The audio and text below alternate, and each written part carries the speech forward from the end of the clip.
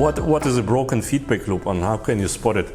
That can be a really complicated topic. I've been talking about it by using some metaphors or analogy from brain science. So what happens if some circuits inside the particular areas in your head are damaged through accident or disease, and how you would actually spot it. And my analogy was always, or at least so far from the brain science, you would observe it by a change of behavior.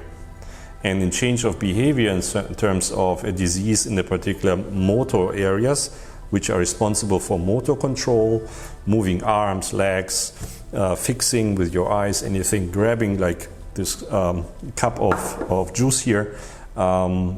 And in the case that you have a disease and you have suffered maybe an accident, you will observe that you will have a hard time coordinating actions, coordinating movements to reach your goal. And that might be grabbing this cup here, moving a piece of leather, or move in any way. So I am using this analogy in terms of look at your organization and how it actually reacts to change in the environment. How does it execute actions or behavior inside the organization? And if you can observe something dysfunctional in behavior, you should probably look behind that a particular feedback loop might be broken. So a typical example is one of the biggest companies on the planet who used to be really good at something, suddenly decline and maybe extinct. One of the famous cases is certainly the Kodak case, who used to be really good at producing films for making images. I would call it the need for digital photography. They even initiated projects to excel in digital photography.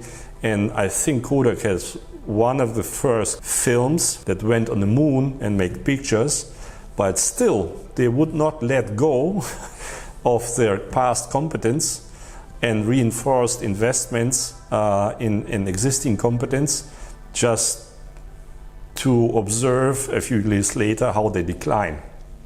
So this is what I call a broken feedback loop.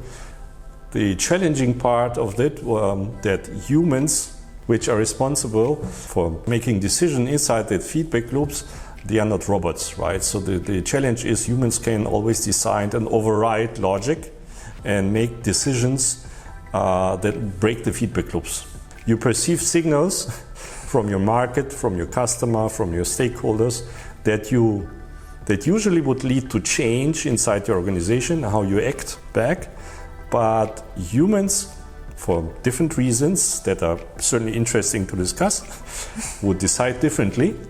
And this is what I call a broken feedback loop, because the human factor is certainly one of the most influencing factors in feedback loops in organizations.